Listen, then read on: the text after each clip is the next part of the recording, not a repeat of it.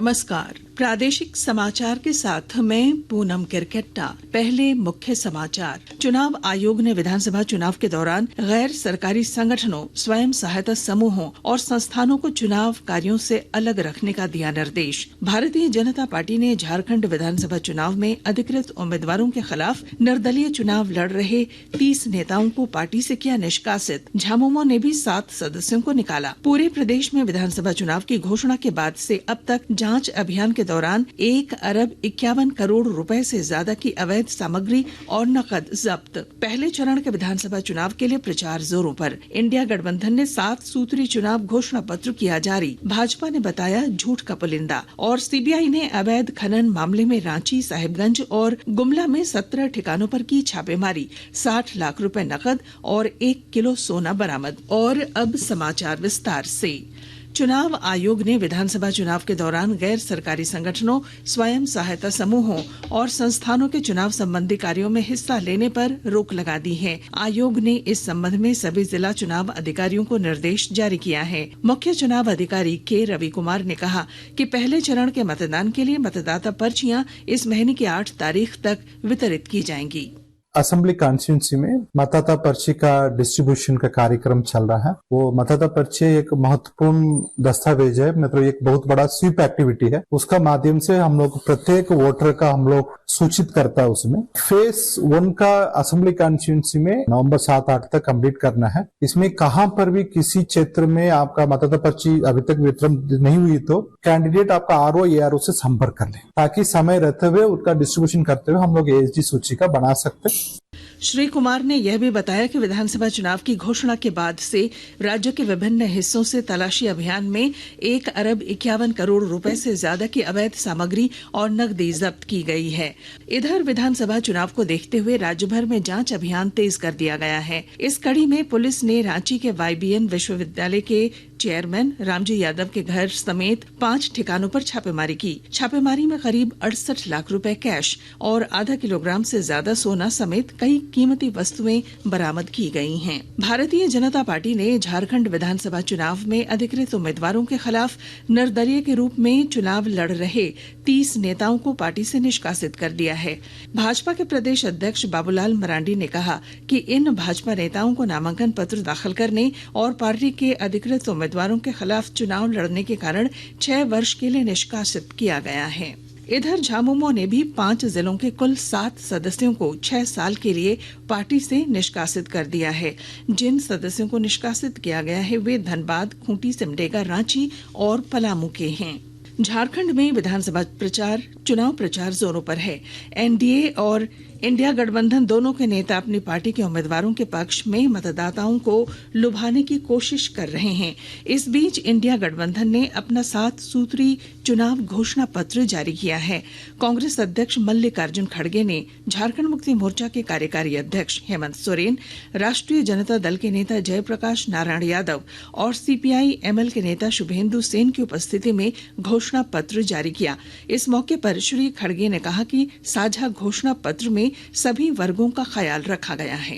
गठबंधन की टीम मिलके ये जो 7 गारंटी आपके सामने रखे हैं वो सब जनता के लिए है और सामान्य जनता को इसका लाभ दिलाने के लिए ये गारंटी हमने माना है। मौके पर मौजूद मुख्यमंत्री हेमंत सोरेन ने घोषणा पत्र को गठबंधन की प्राथमिकता बताया। उन्होंने कहा कि सरकार बनने पर घोषणा पत्र से अलग भी कई काम किए जाएंगे। अभी वर्तमान में हम लोगों की सरकार है और शायद वर्तमान में कई चुनौतियों के बावजूद महागठबंधन सरकार ने एक ऐसी लकीर खींची है जो अलग राज होने के बाद जो इस राज्य में सबसे अधिक मौका हमारे विपक्ष के लोगों को दिशा देने का मिला।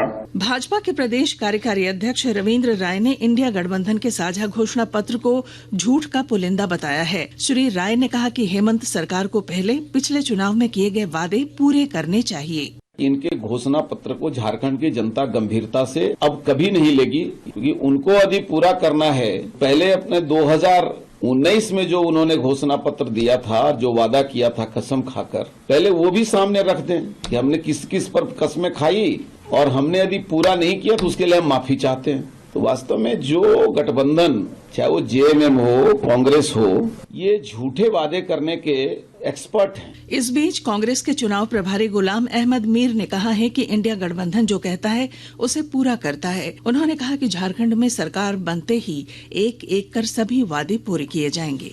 कांग्रेस और कांग्रेस गठबंधन जिस भी चुनाव में जो कहता है और लोगों ने अगर मौका दिया उसको करके दिखाता है। पर आने वाले 5 साल के लिए हमारे मुख्य तौर पर रोड मैप क्या होगा, लोगों के लिए हम किन चीजों का हम खास ख्याल रखेंगे, वो निचोड़ हमने साथ अपनी गारंटीज में कंपोज करके दिया।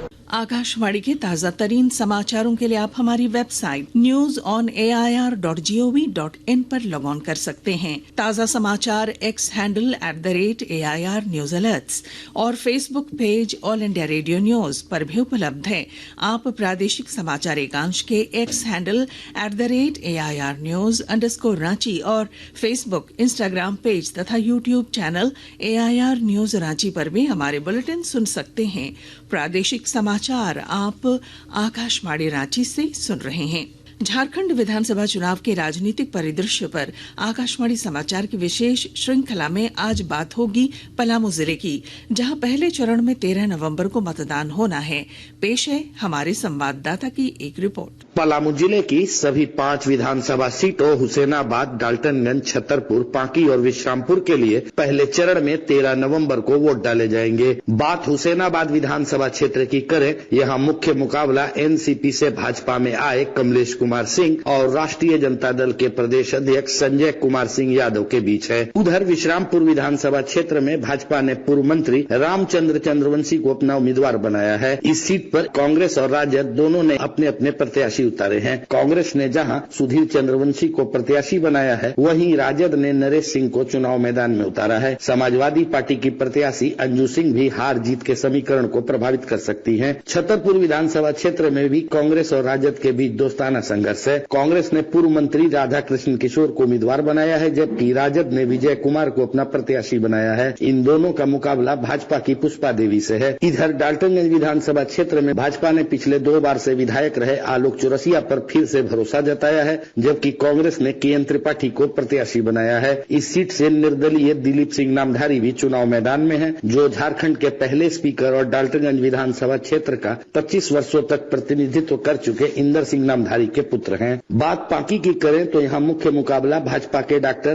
कुशवाहा शशिभूषण मेहता और कांग्रेस के लाल सूरज के बीच है, लेकिन कांग्रेस के ही बागी देवेंद्र सिंह मुकाबले को त्रिवेणीय बना रहे हैं। इन क्षेत्रों में बेरोजगारी और पलायन कल कारखानों की प्रमुख समस्या चुनावी मुद्दे हैं। जसप्रीत सिंह, आकाशवाणी समाचार, पलामू। साहिबगंज में 1250 करोड़ रुपए के अवैध पत्थर खनन मामले में सीबीआई ने झारखंड के अलावा बिहार और पश्चिम बंगाल में 20 ठिकानों पर छापेमारी कर 60 लाख रुपए नकद, 1 किलोग्राम सोना और चल अचल संपत्ति से जुड़े दस्तावेज बरामद किए हैं। बिहार कोकिला के रूप में प्रसिद्ध लोक गायिका पद्म भूषण शारदा सिन्हा का निधन हो गया है। वे 72 वर्ष की थीं। उन्हें 1991 में पद्मश्री और 2018 में पद्म भूषण से सम्मानित किया गया। राष्ट्रपति द्रौपदी मुर्मू और प्रधानमंत्री नरेंद्र मोदी सहित कई हस्तियों ने उनके प्रति श्रद्धांजलि अर्पित की है। और अब अखबारों की सुर्खियां। रांची से प्रकाशित सभी प्रमुख अखबारों ने इंडिया गठबंधन द्वारा साझा घोषणा पत्र जारी करने की खबर को